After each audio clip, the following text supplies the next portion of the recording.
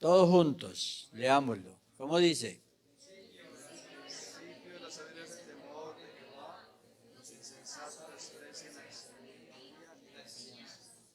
Amén. Dele gloria a Dios. Siéntese, tenga la bondad.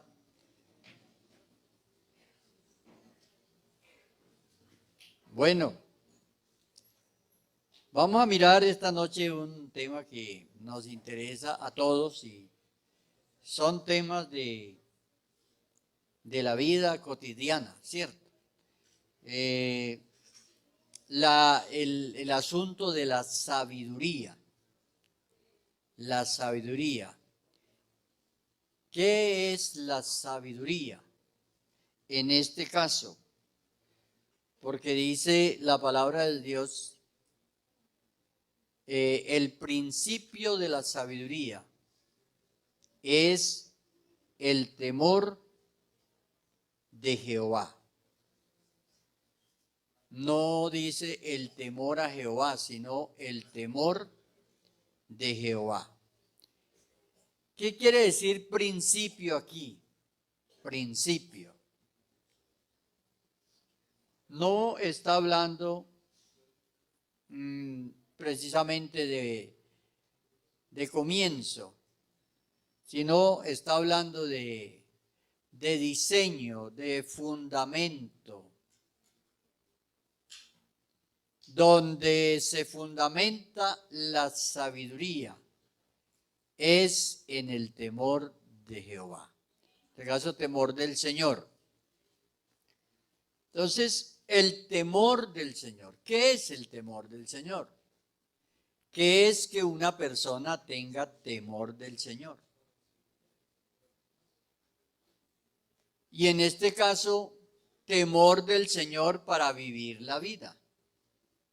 Y noten que está escrito, el versículo tiene un paralelo completo, un paralelo que se llama en las ciencias bíblicas se llama un paralelo antitético, porque la segunda parte del versículo que dice,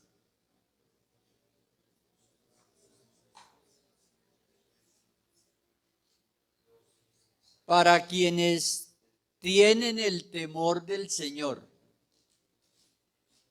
como el principio de la sabiduría, o sea, el principio de la sabiduría es el temor del Señor.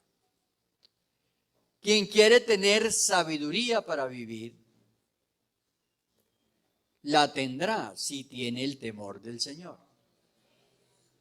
Y luego está el paralelo antitético que dice, los insensatos, o sea, es la contraposición. Los insensatos desprecian la sabiduría y la enseñanza. Entonces hay unos que tienen, para unos el principio de la sabiduría es el temor del Señor. Pero hay otros que desprecian. Los insensatos, la palabra insensato en el griego tiene un significado de una persona que no, o sea, como insensato, o sea, sin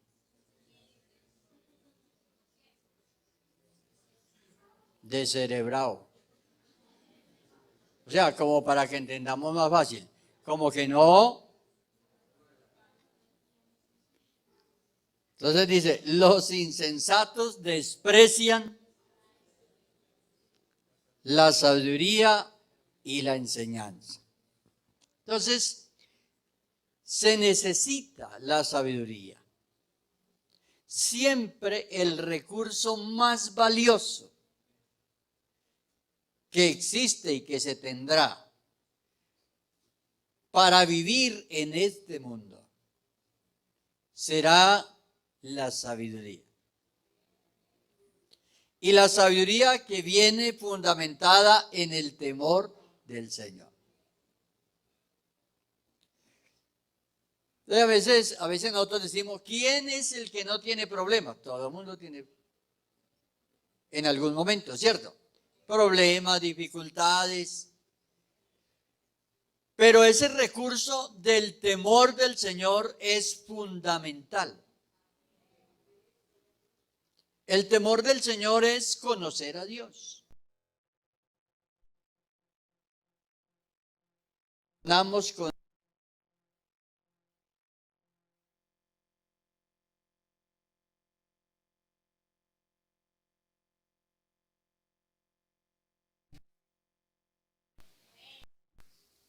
de allí va a partir que nosotros podamos solucionar las cosas que se nos presentan en algún momento. ¿A quién no se le presentan situaciones para resolver? A todos. En todas las etapas de la vida. No es que una persona dice, no, es que ese tiene problemas porque está joven. No, todo mundo en cada etapa, toda persona en cada etapa de la vida va presentando una situación para la cual él no está preparado. Hay un versículo en Eclesiastés que dice que el hombre es enlazado sorpresivamente. Vamos a ver si es 12:9, no recuerdo si es exactamente ese. Y una persona a veces quisiera saber a los 20 años cómo es la vida a los 30 o a los 40. ¿Sí?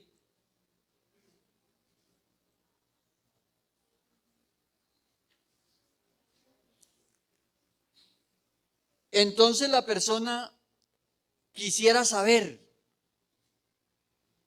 Y uno hasta puede comprar libros. Y la persona compra un libro, por ejemplo, uno que tenga 30 años. Y dice, la vida a los 50. ¿No? Vamos a pensar que un libro que dijera, la vida a los 50. Usted lo compra y lo lee, pero usted no cree lo que dice el libro. El de 30 años dice, y va a llegar los 50 y lo va a sorprender igual. Porque el hombre no puede prever lo que va a pasar.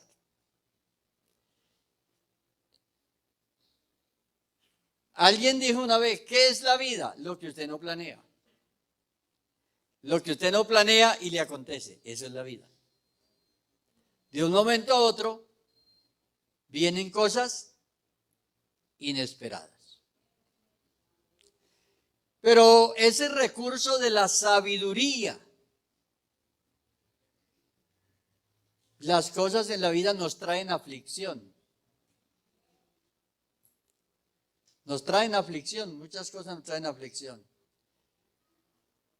Pero cuando nosotros tenemos el recurso del temor del Señor, eso es lo que nos ayuda, eso es lo que nos fortalece, eso es lo que nos guía, eso es lo que nos da a nosotros seguridad en esos momentos duros, difíciles. La sabiduría, por eso la sabiduría, una persona puede ir a una institución académica y aprender una ciencia. Pero la sabiduría no se consigue así. La sabiduría está fundamentada en los principios que Dios enseñó. Está allí fundamentada.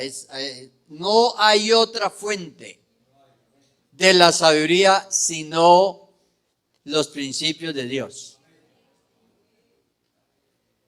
Y esa sabiduría, el vivir con esa sabiduría es lo que lo va a proteger de muchas cosas.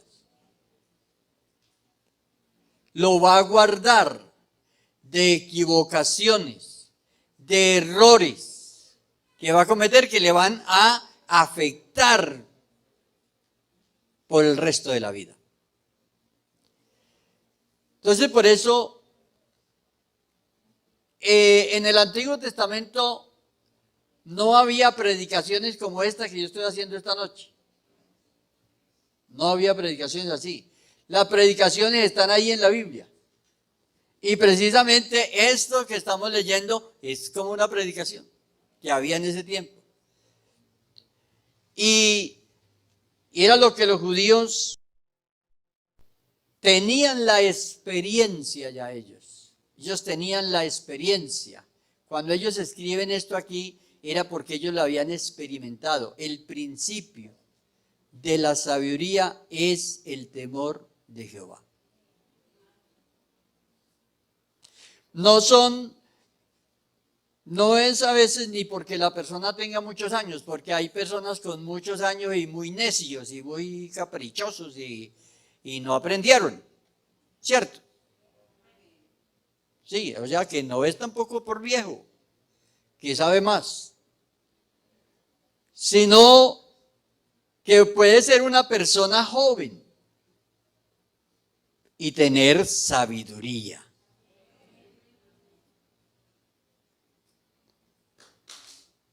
Conocimiento más experiencia igual sabiduría. Pero en este caso, conocimiento de Dios, experiencias con Dios, igual sabiduría. La sabiduría es la que nos ayuda. Vean que todos enfrentamos situaciones, a veces situaciones con nosotros mismos y a veces con cosas externas. Hay personas que tienen que librar duras batallas consigo mismo. Duras batallas consigo mismo. Batallas que tiene que librar con sus emociones. Una persona, por ejemplo, que tiene reacciones. Una reacción donde, ustedes vieron las noticias hoy del alcalde que le pegó a un concejal. ¿Sí? Una cosa así. Y después pidió disculpas él.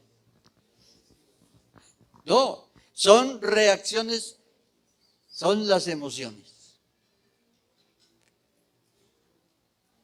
Todos enfrentamos, pero precisamente necesitamos la sabiduría de Dios. Este señor que le pegó al otro casi se muere de un infarto. Le tocó que llevarlo hasta la clínica. Porque una persona, una reacción, de un momento a otro le puede producir un problema grave de salud. Entonces, vivir con sabiduría tiene muchas bendiciones para nosotros.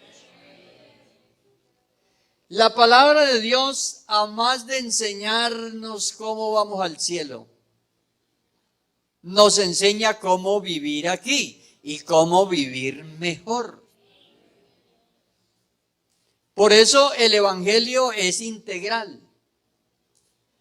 Jesús dijo, yo he venido para que tengan vida y para que la tengan en abundancia.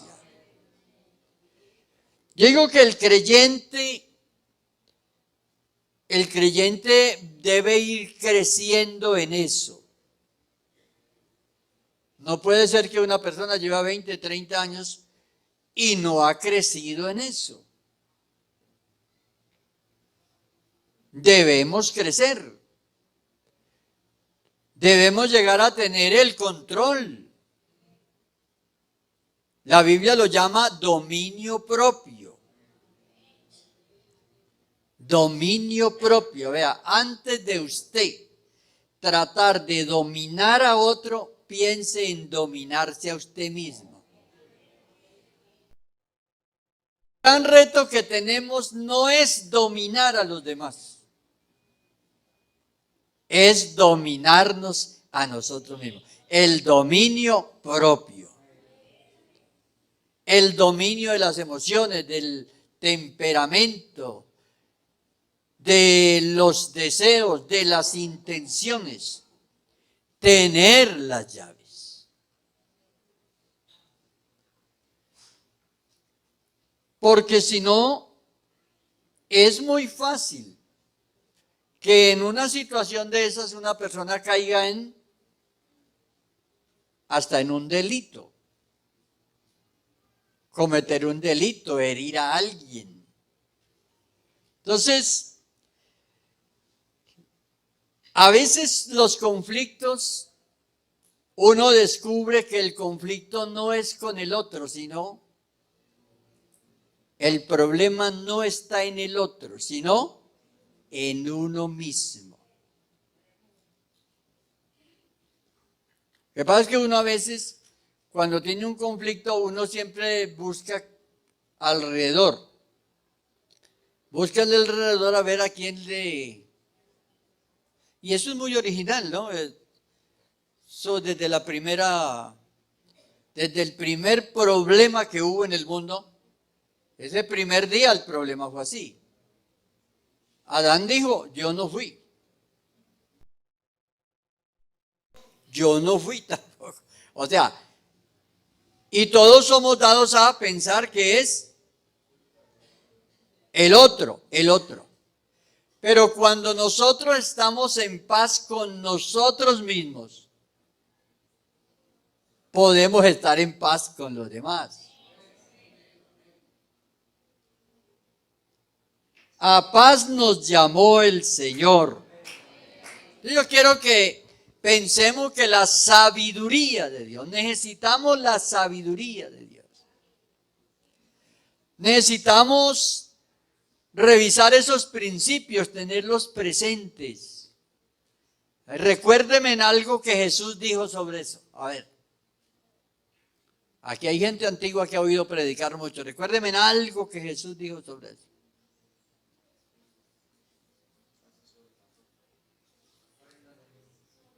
Sí, Señor. Aprended de mí, que soy bravo. No. ¿Cómo está? Pónganlo ahí, Mateo 11, 29, creo que es, o 30. Aprended de mí. Mire, una de las cosas que a uno lo identifica es, si a usted le dijeran, usted es del nombre de Jesucristo, ¿usted qué diría? Que a usted le dijeran, ¿verdad que usted es del nombre de Jesucristo? ¿Usted qué diría? ¿Sabe qué quiere?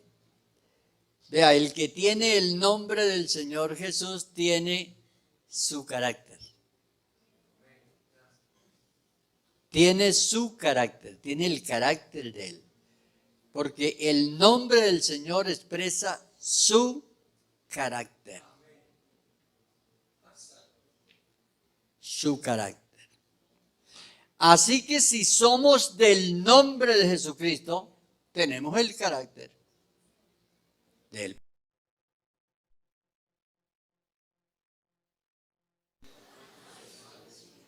Manso y humilde. Aprender del Señor. Yo creo que, hermano, no debemos esperar que pasen los años y los años y los años y 20 y 30 años y el hermano o la hermana igual de peleón, 30, 40 años. ¿Cierto? No, de los 30 años no, que está igual.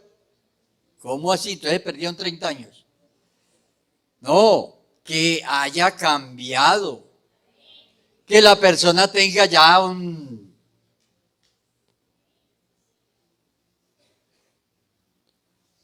Por eso el Señor habló de nacer de nuevo. Nacer de nuevo. Nacer de nuevo quiere decir que nuestra naturaleza no es buena y que necesitamos una nueva naturaleza. Y esa naturaleza es la que Dios nos ha concedido en Cristo. Nosotros no podremos ser iguales a Dios. Y por eso la Biblia no dice ponga los ojos en Dios. No, ponga los ojos en Jesús. Es que Dios se manifestó en carne con el propósito de que nosotros, ahora sí, digamos, el propósito es que seamos semejantes a Él.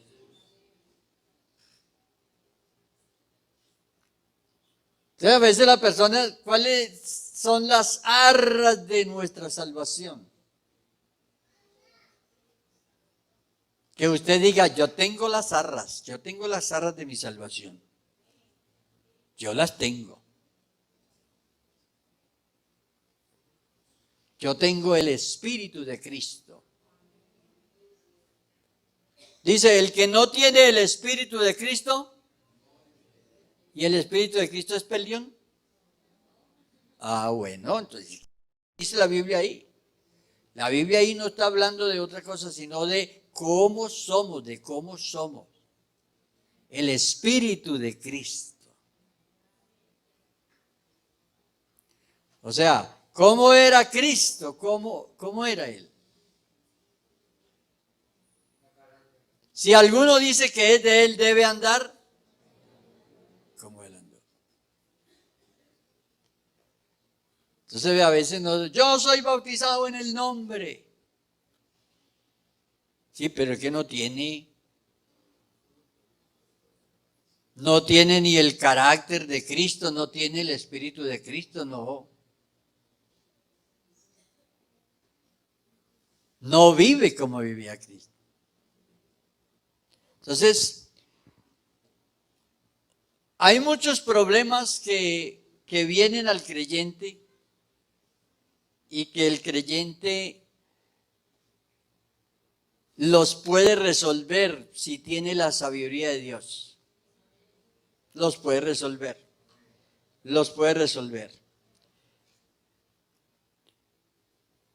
Pero si la persona no tiene la sabiduría de Dios, no tiene la confianza. No tiene la confianza, no tiene la fe, no tiene la esperanza para luchar contra eso. Hay testimonios, por ejemplo, en la Biblia.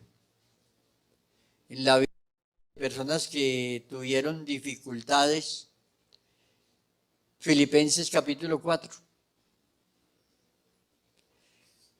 Allí hay el testimonio, en ese capítulo, de unos problemas que había entre unos hermanos. Y hay unos versículos allí, creo que es el 6, el 7, si lo podemos poner ahí. Vea. Por nada estéis afanosos, sino sean conocidas vuestras peticiones delante de Dios en toda oración y ruego. En los afanes no es que usted esté ocupado trabajando, esos no son afanes. Que a veces uno, a lo que la Biblia se está refiriendo aquí, no es a eso. A veces uno piensa que puede decir, ay, yo que mantengo tan afanado. No, eso de estar trabajando, haciendo las cosas rápido, eso no es afán. El afán es cuando usted no tiene el control de los pensamientos. Fíjese lo que dice el versículo 8. Póngalo ahí. Por lo demás, hermanos, vea. Todo lo que es verdadero, todo lo honesto, todo lo justo, todo lo puro, todo lo amable, todo lo que es de buen nombre, si hay virtud alguna, si algo es digno de alabanza, en esto pensar. El control de de los pensamientos. Tener el control, la ciencia dice en el pensamiento adecuado. Y es verdad, cuando los pensamientos son repetitivos y en cierta cosa, y eso va generando un problema. Un problema de ansiedad, un problema de afán en la persona. Y eso afecta a todos los que están alrededor de él. Eso afecta a todos, eso afecta a todos. Entonces, como en una familia, por ejemplo, todos aportan. Si hay 4 o 5 que conforman la familia, todos aportan. Aportan lo bueno o aportan problemas.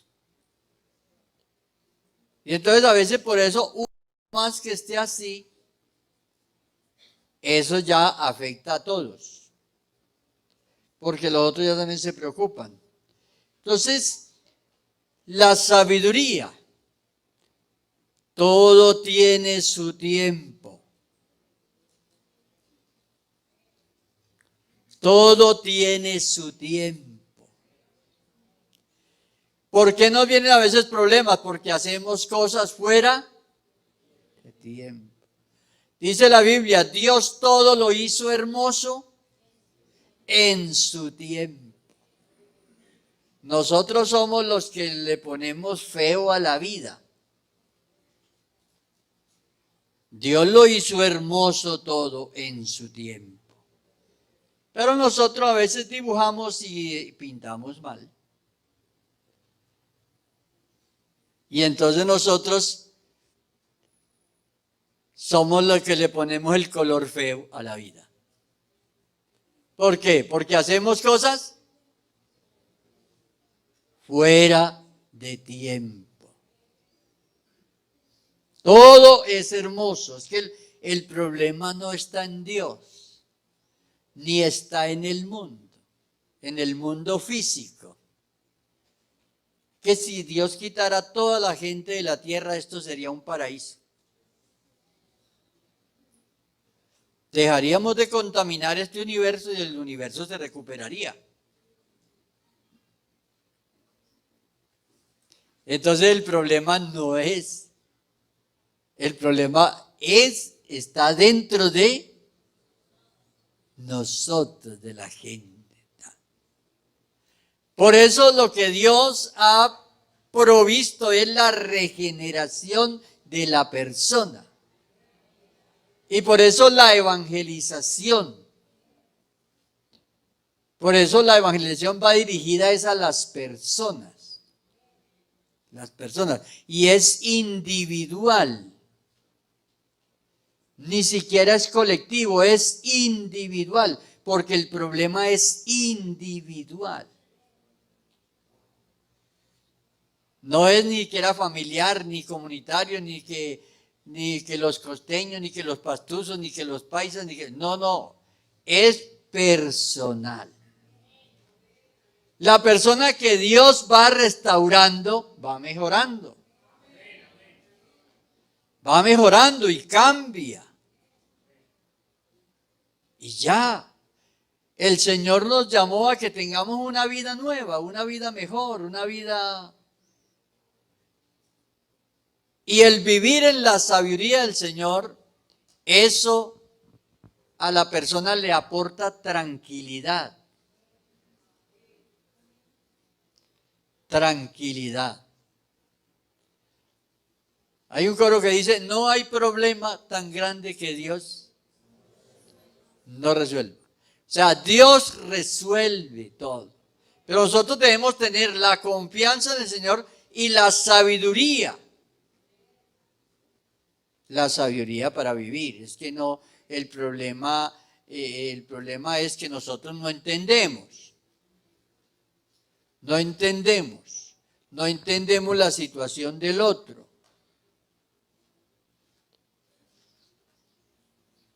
Y ahí, por ejemplo, hay adolescentes que piensan, porque hasta les dicen, los papás les dicen, bueno, No, no, no, es que usted es un problema. No, el muchacho no es un problema.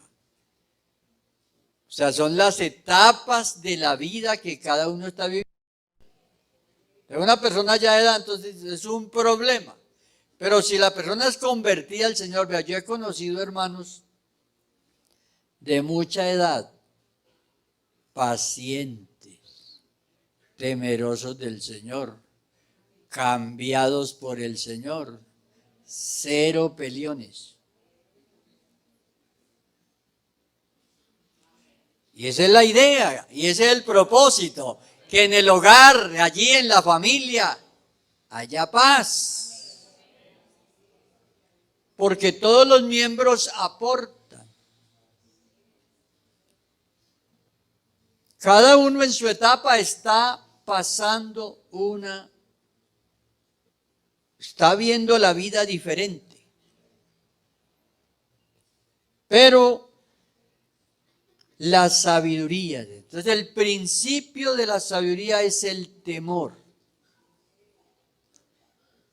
Menciónenme, por ejemplo, el temor del Señor en la familia. ¿Qué enseñó el Señor sobre el temor en la familia?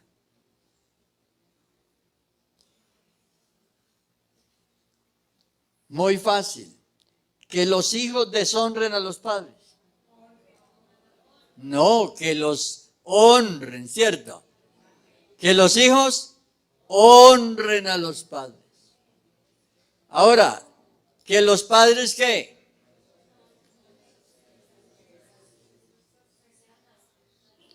Destruyan a los hijos.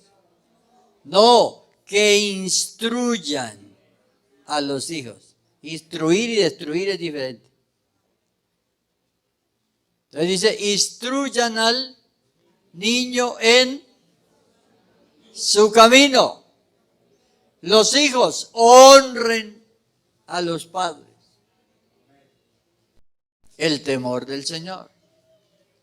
Que la esposa se sujete al esposo. Que el hombre ame y trate bien a su esposa. Es el temor del Señor. El temor del Señor en la familia. Eso ya lo dijo el Señor hace miles de años. No tiene que estar esperando a alguien que vaya al Señor a decirlo todas las semanas allá. Él ya lo dijo. Y así debe ser. Entonces, temor del Señor no es tenerle miedo a Dios, es tener la presencia de Dios en nosotros, en nuestra vida. Ese es el temor del Señor. Entonces, el principio de la sabiduría.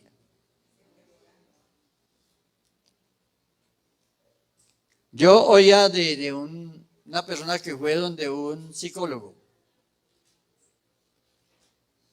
Y era un creyente que fue creyente. Cuando el psicólogo se dio cuenta que el paciente era un creyente, entonces le dijo, ay, ¿cómo así? Entonces usted es creyente. Y él comenzó a hablarle y el psicólogo comenzó a escucharlo. El psicólogo también tenía unos problemas tremendos.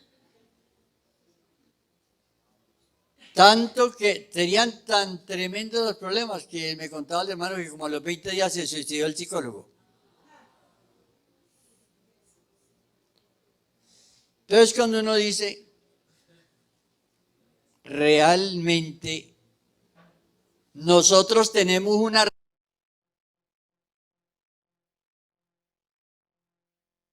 Nosotros no le prestamos la debida atención. Pero nosotros tenemos una riqueza, tenemos al Señor, tenemos la sabiduría de Dios. Esa sabiduría del Señor para vivir nuestra vida, para que eso nos aporte a nosotros. Nos aporta hasta salud. Pero ¿por qué nos vienen los conflictos y por qué las personas entran en conflictos personales? Por ejemplo, un creyente que comete una desobediencia. Mire, un creyente que comete una desobediencia. Entonces el creyente comete la desobediencia. ¿En qué entró enseguida? En un conflicto. ¿Por qué? Porque al que sabe hacer lo bueno,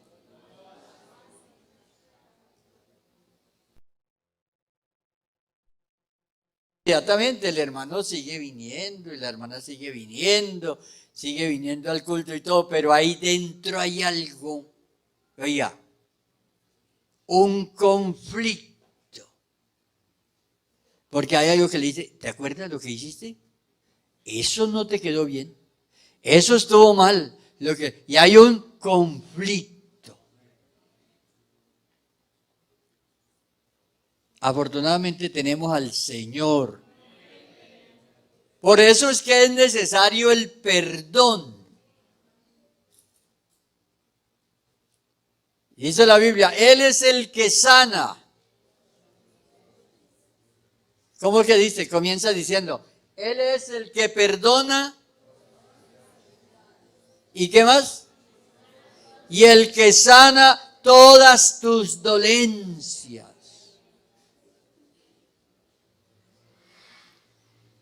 En la medida que la persona, viva en el temor, cero conflictos espirituales. Y si no hay conflictos espirituales, hay la fortaleza para dominar los conflictos emocionales y temperamentales. Entonces, si uno tuviera los ojos de Dios, pero nosotros no podemos, y yo me hago a un lado. Pero si Dios está aquí, y Dios nos ve a todos, y ve todos cómo somos y cómo estamos, puede ver las heridas que hay. Puede ver las dolencias. Puede ver las dolencias que hay. Pero Él quiere sanar. Él es el que sana. ¿Qué pensó usted hoy? ¿Cuáles fueron sus pensamientos hoy?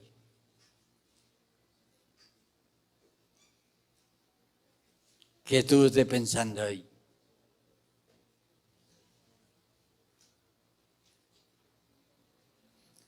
Si hay alguien que esta noche quiere que Dios le sane, que Dios le sane.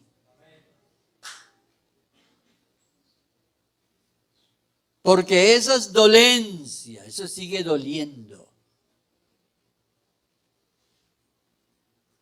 Y el Señor sana nuestras dolencias.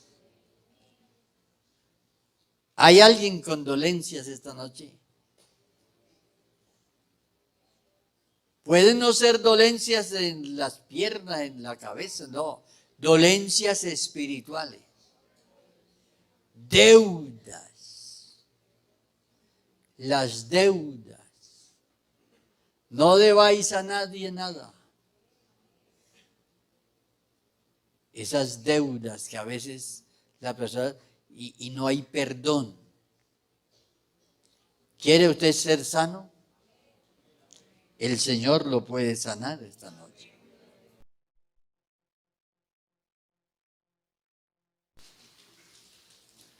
Este es un buen momento. Es un buen momento para que alguien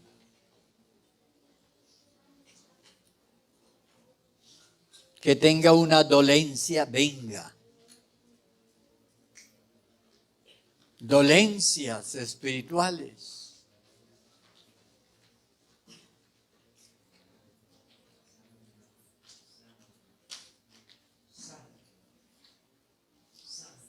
Y solo se sanan esas dolencias con el perdón. Esa es la fórmula. Viene firmada por Jesucristo. Esa es la fórmula del doctor Jesucristo. Es la fórmula celestial. La fórmula celestial es arrepentimiento y perdón. Esa es la fórmula celestial. No hay otra cosa que pueda sanar las dolencias del alma, las dolencias espirituales.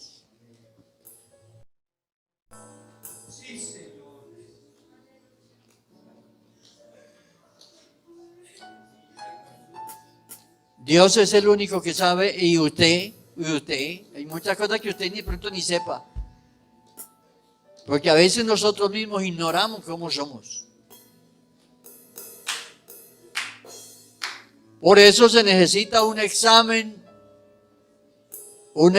que lo haga el mismo Señor. Un examen que Él mismo lo haga. Dice el Salmo 139,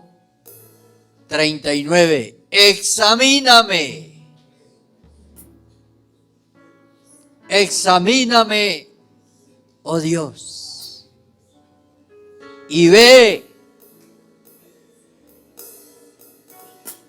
esas desobediencias que a veces nosotros dejamos ahí como archivadas. Es bueno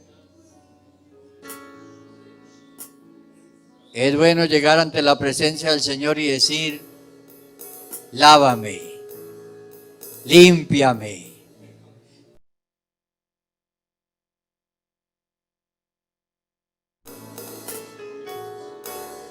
El Señor nos llamó a vivir en libertad, en alegría, en paz.